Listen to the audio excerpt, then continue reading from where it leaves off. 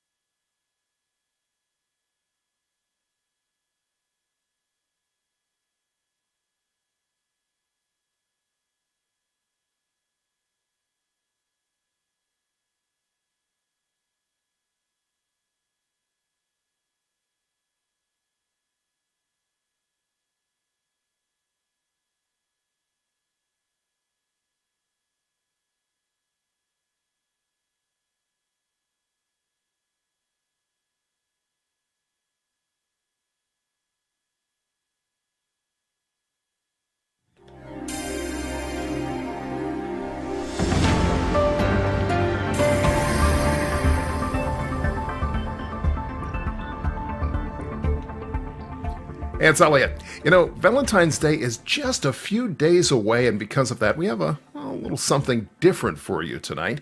Meet actor, singer Bryan Eng. At 22, Bryan's already a veteran performer after he began singing and playing the piano at age 5. You no doubt may have caught him on a TV ad or on a stage around the U.S. But this Saturday, Bryan will be featured in a Valentine's Eve live stream here on Facebook Live and YouTube, where he'll perform a selection of tunes for all the lovers in the house, direct from his studio in Chicago, where Bryan joins us tonight to tell us all about it. Hey, Bryan. Hey, Elliot. Thank you so much for having me. How It's a are pleasure to be you? here. I'm doing great. Yourself? I'm doing well. I'm doing well. Thank you very much for making the time tonight, because we know the Valentine's Eve live stream is just a day away, so you're probably planning to do this. Is this the first time you've done this? Definitely for a Valentine's kind of theme performance, but we've been doing these live streams. I guess this will be the third one. We've been doing a bi-monthly kind of thing. So we did it 2 months ago in December for a little bit of a holiday special. And then 2 months prior to that, we did our first one in October for Evening of Autumn, I think is what we call it. A lot of autumn themed tunes. So Sure. Saturday, we got Valentine's Day. Wow, good for you. Good for you. So listen, let's go back. You began singing at age 5, kind of early. What prompted you to do that? You just wired for singing, and did somebody buy you a piano at that age, or what happened? How'd you get into it? Elliot, I wish I could tell you something like that, but it's all my mom, really, and my dad, but mostly my mom. Both my parents were always encouraging me to try anything and everything until something kind of clicked. And at the time, I was doing a lot of sports too, but singing has been the longest. Singing and just music in general has been the common denominator throughout my life. I'd say that I stuck to. Sports faded out, um, but that was the thing that stuck, and it didn't always stick. I'll definitely that's true. There were many times I quit piano for many years actually. Really? Why? I did. Well, I started classically, as you noted, and never really got that much into it. And I ended up quitting, as many of us do who were forced by our parents to do it. Sure. But I came back to it in high school. Kind of a weird route, I think. I've never met anyone who came back to it in this way. I I was doing a lot of musical theater at the time as a performer, and I wanted to be able to play my audition cuts prior to going into the audition room. So I asked a mentor of mine who was my voice teacher who was able to do that. I said, how can I learn to do that? And he said to take jazz lessons, which was a surprise. And at the time, I didn't know anything about jazz except for I didn't listen to it. And when I did, I thought it was just a bunch of people playing different things at the same time. Um, but I wanted to learn to play these musical theater cuts, so I started taking jazz. And lo and behold, just like theater, the jazz bug bit me. And Hmm.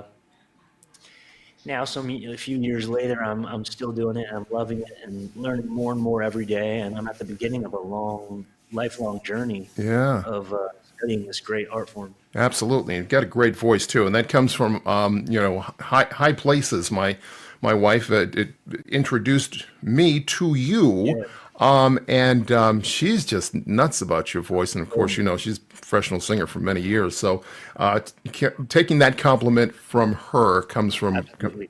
comes from high end. I would be remiss if I didn't put you to the test and ask you to sing a little something for us. The lineup for this, and actually, well, I don't know if I should even warn people. I'm going to let you Sure. sing because Okay. some people have probably been in here and haven't heard you singing yet, and I think it's Don't going to set be the a bar great too treat. high, I'll say that. Well, go That on. But wouldn't be the yeah, what do you have that you can present for us? let's see. How about a little bit of we'll start with a little ballad to get the vocals warmed up, I Oh, guess. all right, This is Polka Dots and Moonbeams. This is a great jazz standard, one of the great jazz standards, Polka Dots and Moonbeams. all right, that'll work.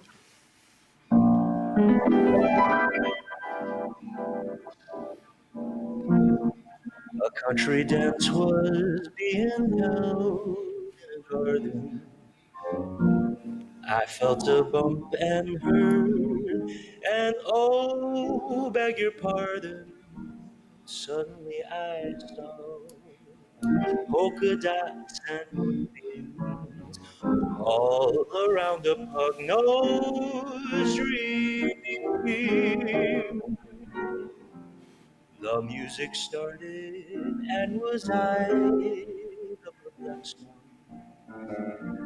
I held my breath and said, may I have the next one? In my frightened arms, polka dots and moonbeams, all around a pug-nosed rim. There were questions in the eyes of other dancers as we floated over the floor. There were questions, but my heart knew all the answers, and perhaps a few things more. Now in a cottage built of lilacs and laughter, I know the meaning of the words ever after, and I'll always see polka dots and moonbeams when I kiss my pug-nosed dream. When I kiss my pug-nosed dream.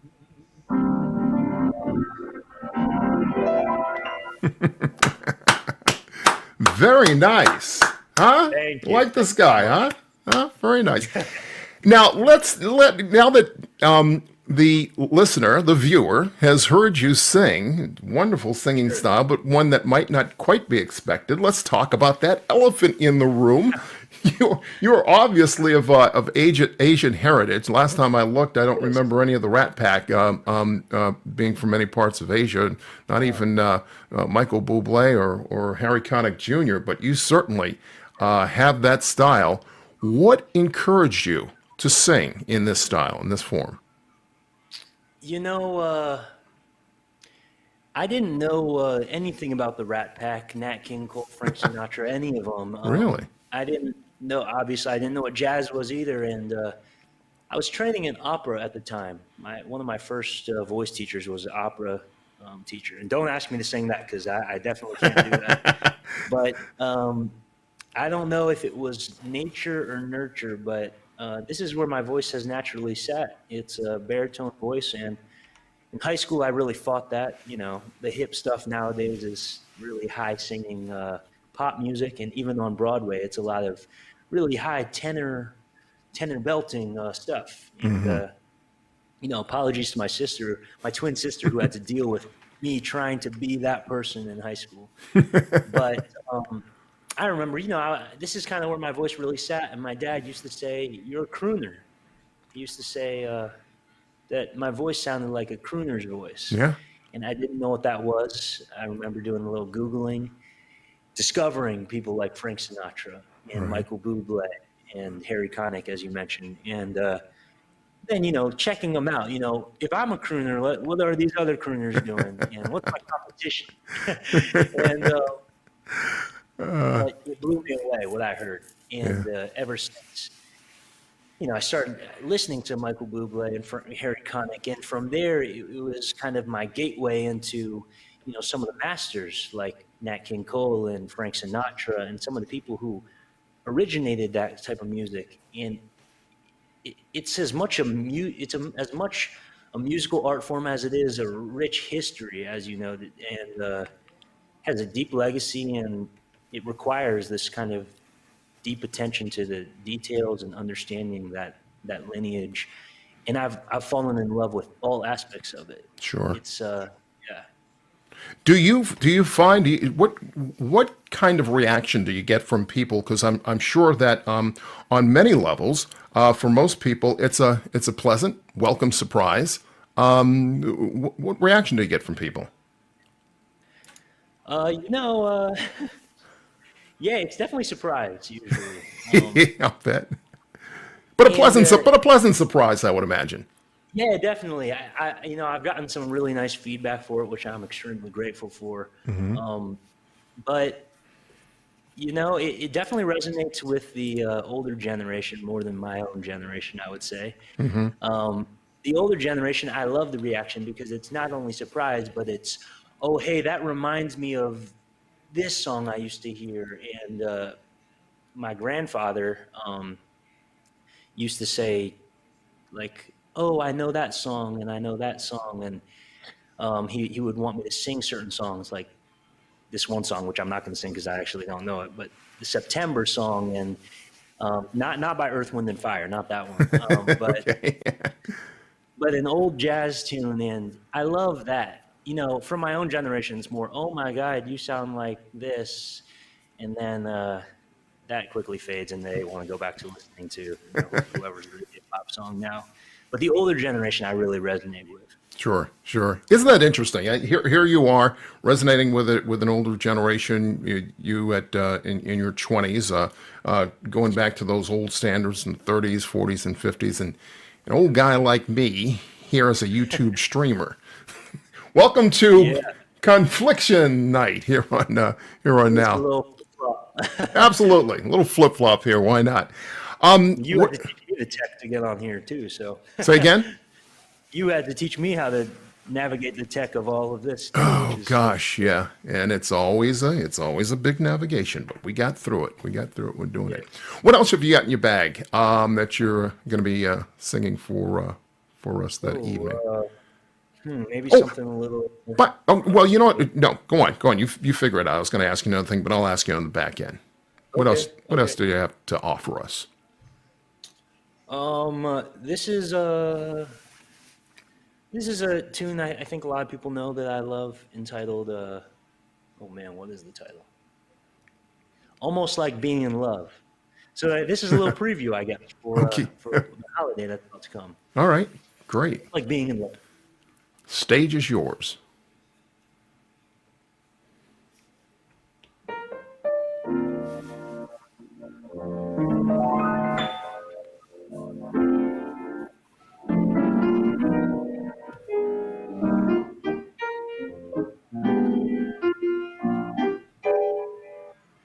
What a day this has been. What a rare mood I'm in. Why, it's almost like being in love. There's a smile on my face for the whole human race. Why, it's almost like being in love. All the music of life seems to be like a bell that is ringing for me. And from the way that I feel when a bell starts to peal, I could swear I was falling. I could swear that I was falling. Why, it's almost like being in love.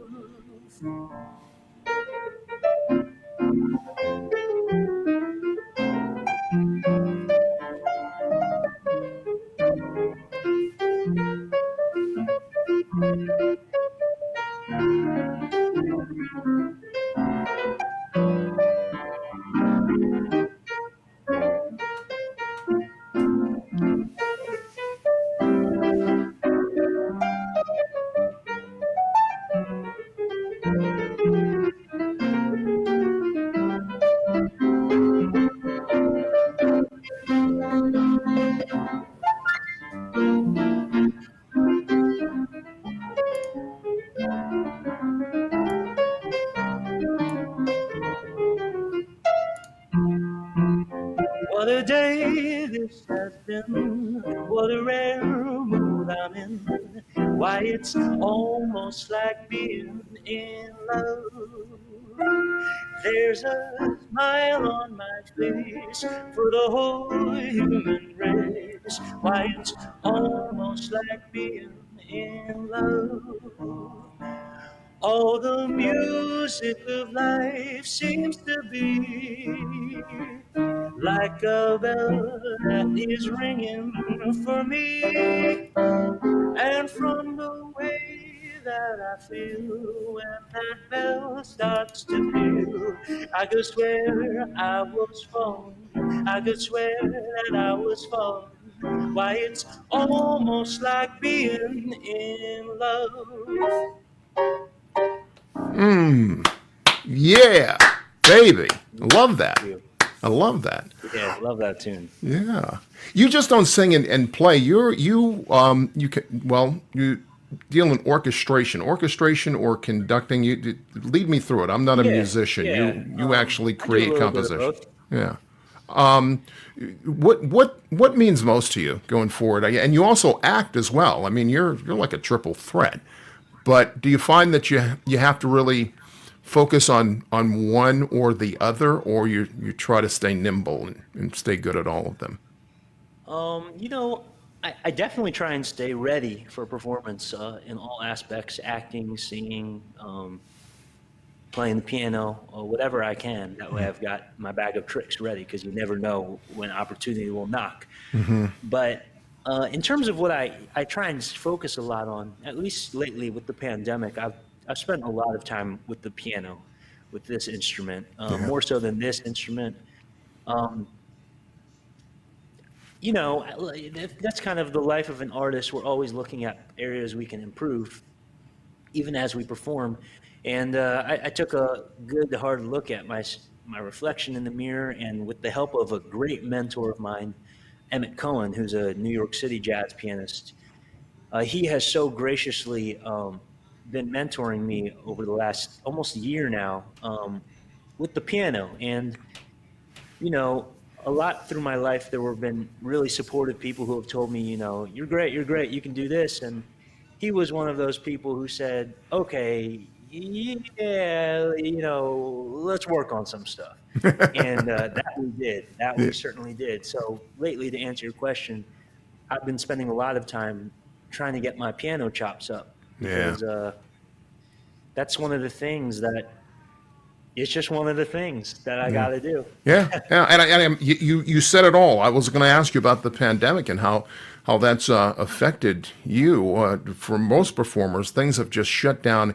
entirely. Do you find that you have that this has been more of a gain or a loss at this point? Because I hear from a lot of performers who are saying, look, I found new ways to do the same old things. Yeah. I'm not making as much money, but if it wasn't for the pandemic, I wouldn't have found this. So I consider that a win. Is that a plus or a minus for you for the most part? You know, I like to see my life always as not, everything happens for a reason. That's something I believe. You got that. And this pandemic, for me, I can't speak for anyone else, but for me, there was a clear reason, and that was my coincidental, relationship with Emmett that began. I just happened to message him on Instagram. I was like, I got more time. Maybe I'll take a lesson with this guy who I really look up to. Sure. And that turned into what it has turned into. I was planning on moving to New York and pursue acting. And now I'm here in Chicago, which is where I'm tuning in from. I decided, okay, this is the universe's way of saying, okay, you need to take some time. Maybe you need to develop a little more before you move out to New York. Maybe you need to spend some time with the piano. Um, so for me, it's been a blessing, an absolute blessing. It sent me down a road that I never would have gone down. I wouldn't be here singing these songs to you. But on the other hand, it's also been a tough thing too, because Tough for all like of the us. acting side, there hasn't been a lot of that happening. The winter has hit, so now I'm not able to perform as much. At least in the fall, we were kind of doing some outdoor social distance performances for real people with masks and everything like that. Right, right. But now it's a little bit tougher. Yeah. Well, I must tell you, I spent 3 years in Chicago, so you were in one of my most favorite cities of all time. Yeah, Of it's all one of the time. great ones. Yeah, great. Of course, this time of year, when I left Chicago, it was 50 degrees below zero, like freaking cold. So Yeah, I never wanted to get back to that, but everything else in Chicago, I yeah. loved. I loved. So I'm sure you're enjoying the city in your 20s. Tell us about the Valentine's Eve live stream tomorrow. Yeah, What's it sure. going to feature? What do we have to look forward to? I'm very excited for this stream in particular. Like I said, this is our third one, but this will be a trio, so the Bryan Eng trio, and I'm really happy to be debuting this group in particular. It's going to be me on the piano and singing, of course, and Sam Wolsk on the trumpet. He's one of the great trumpeters here in Chicago, young trumpeters, and we got one of the great young bassists, Mary Hom, and she's the newest addition to our group because Sam and I have been playing duo a lot. Sam and I are roommates. But we are so fortunate to have Mary join us tomorrow. And when you tune in, you'll see it just completely fills out the sound. It adds a whole new dimension. It swings so much harder, and it just makes you want to dance. So definitely tune in to that. We're going to be doing all the jazz standards. A lot that you will know, like Hoagie Carmichael's Stardust, and we've got Unforgettable, and then we've got some deeper cuts too that you might not know. We've got a tune by Harry Connick Jr. entitled "Recipe for Love," and we've got Nat King Cole arrangement that he used to do a lot of.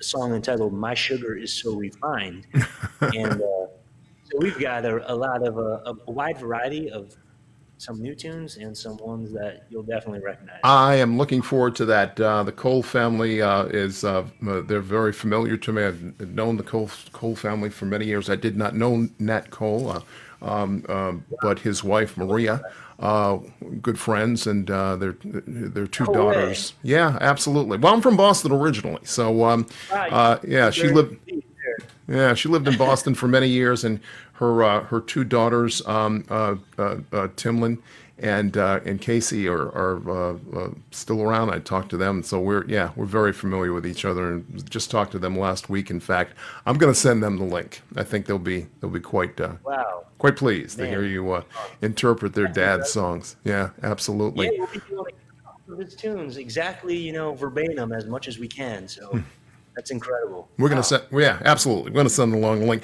Time, and where and when can we find it? We're going to put the link up It'll be too. tomorrow evening live. We'll be streaming live on Facebook Live and YouTube Live. You can go to you can look it up on YouTube. My name, Bryan Eng. Also on Facebook, it will be on my Facebook page, Bryan Eng, and it'll be at 7 p.m. Central Time, which is where I am. I imagine a lot of you are on the East Coast, so that's 8 p.m. Eastern Time. And it will be about an hour long, give or take. right at 8 p.m. Eastern Time on Facebook and YouTube Live. All right, very good. Bryan Eng, singer, songwriter, actor, thank you so much for joining us tonight. We'll look forward to the Valentine Eve live stream tomorrow on YouTube and Facebook Live. We will have the links here as well. We'll put the links up so you can find them on our Now channel and get there. And of course, it's for all the lovers in the house, not for lovers only, but for all the lovers in the house. And we figure there are plenty, so they'll come flocking. Bryan, thank you so much for the time. We wish you well, continued success, and continued singing. And good luck in your career. Thank you so much, Elliot, for having me. All right, thank you. There he goes. Bryan Eng, singer. Thank you so much. Thank you for your company this evening. Remember, next week we'll be back with another edition of Now. We're going to be featuring, on Thursday, in fact, going to be featuring Steve Mitnick, who wrote a book about Lewis Latimer, the inventor, who some people think invented the light bulb, not Thomas Edison. We'll find out more about that controversy coming up on Thursday, 7 o'clock, right here and now. Till then, subscribe to our YouTube channel. Be sure and like us on Facebook, and then come back next week for more of Now. Till then, take care. Peace.